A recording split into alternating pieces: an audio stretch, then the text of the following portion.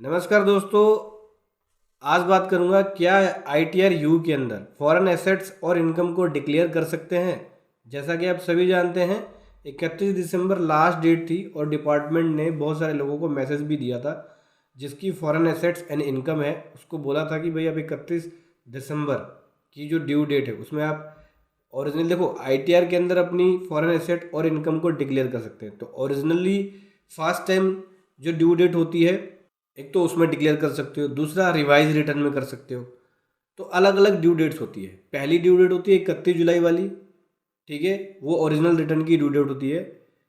अगर आपकी कोई फॉरेन एसेट्स होती है तो वहाँ डिक्लेयर कर सकते हो, ठीक है। अगर वो ड्यू डेट मिस कर देते हो तो रिवाइज रिटर्न 31 दिसंबर तक कर सकते हो, उसमें भी अपनी फॉरेन एसेट एंड इनकम को डिक्लेयर कर सकते हो।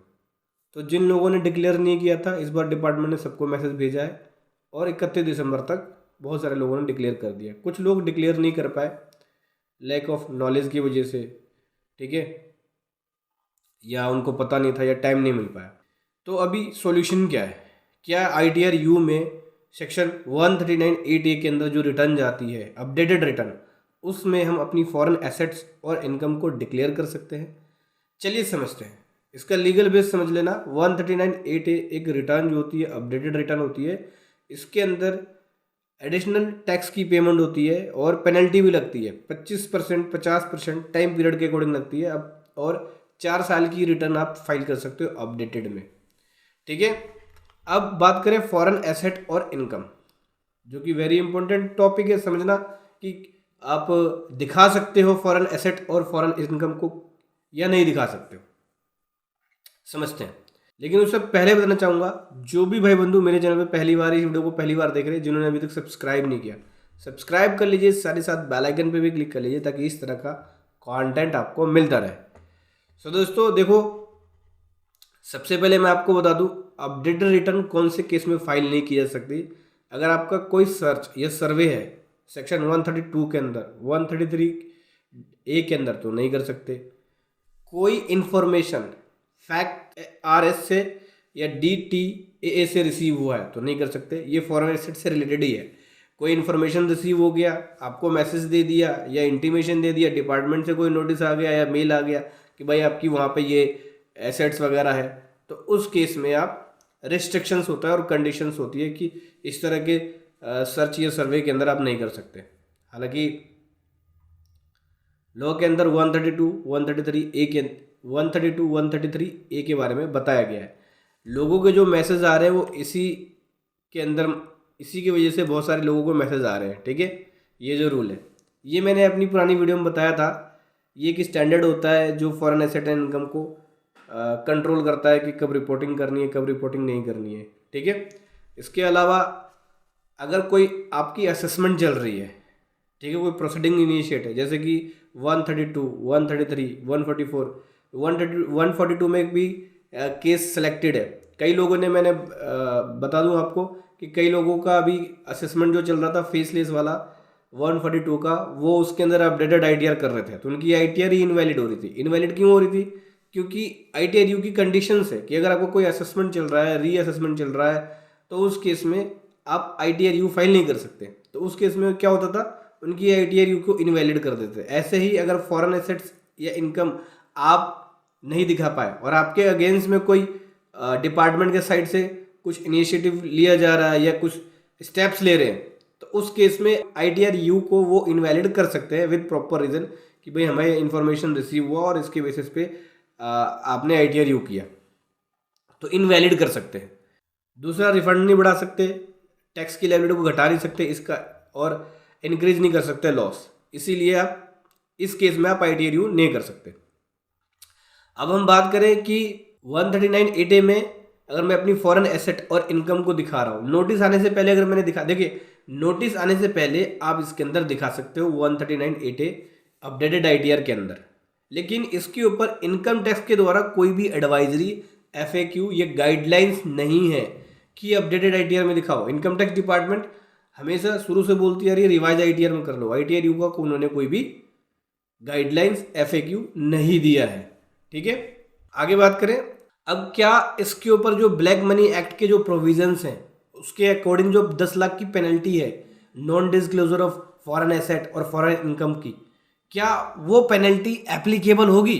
तो इस केस में ब्लैक मनी एक्ट का जो प्रोविज़न है उसके हिसाब से अगर आप ITR यू में डिक्लेयर करते हो तो उससे आपको रिलीफ मिलने के चांसेस बहुत कम है, क्योंकि ITR यू का प्रोविज़न नहीं है।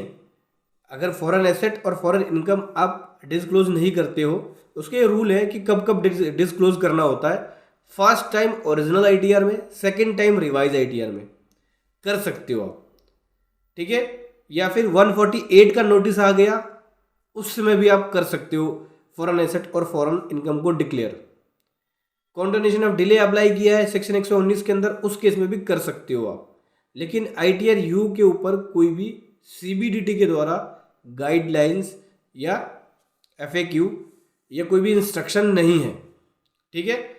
तो रही बात पेनल्टी से, तो क्या पेनल्टी से बच सकते हैं?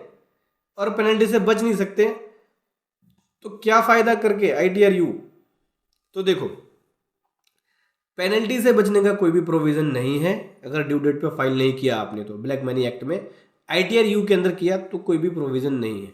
हाँ, हालांकि आपका एक ग्राउंड है, एक स्ट्रॉन्ग ग्राउंड बन जाएगा, एक बेस बन सकता है आपका कि अगर आप आगे फाइट कर रहे हो, जैसे अपील में जा रहे हो, ठीक है, हाई कोर्ट में जा रहे हो, तो एक ग्राउंड बन जाता है। मान लीजिए आपको ESOPs मिला है, आपकी सैलरी इनकम में ऐड है, लेकिन आपने इनकम अपनी सैलरी इनकम में तो ऑफर किया है, लेकिन अपनी एसेट जो होल्डिंग कर रखी थी इक्विटी की, वो आपने डिक्लेयर नहीं किया।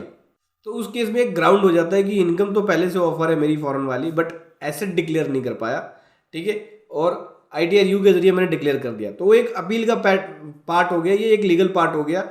और इस केस में जब अपील में जाते हो आप, तो वो उसके हिसाब से देखते हैं। अभी फिलहाल के लिए एडवाइजेबल क्या है, करना चाहिए या नहीं करना चाहिए? देखिए, अगर आपकी कोई फॉरेन एसेट है और इनकम नहीं डिक्लेयर किया, इनकम कोई रह गई है, तब तो ITR यू एडवाइजेबल है, क्योंकि उसके अंदर 25% पेनल्टी जो लगेगी वो आप जमा करके फाइल कर दो नोटिस आने से पहले, तो उसमें आप बच सकते हो कि भाई मैंने तो पेनल्टी लगा के अपनी इनकम जमा करा दी।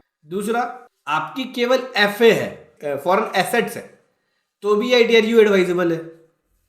और अगर आपको नोटिस रिसीव हो गया है फॉरेन एसेट और फॉरेन इनकम ना डिक्लेयर करने की वजह से, तब ITR यू एडवाइजेबल नहीं है। उस केस में गलती से भी मत कर देना, आपकी ITR यू इनवैलिड हो जाएगी, ठीक है, अगर नोटिस आ गया तो अगर आप 25% पेनल्टी भी भर रहे हो तो उसको वेस्ट चला जाएगा, वो इनवैलिड हो जाएगा, ठीक है।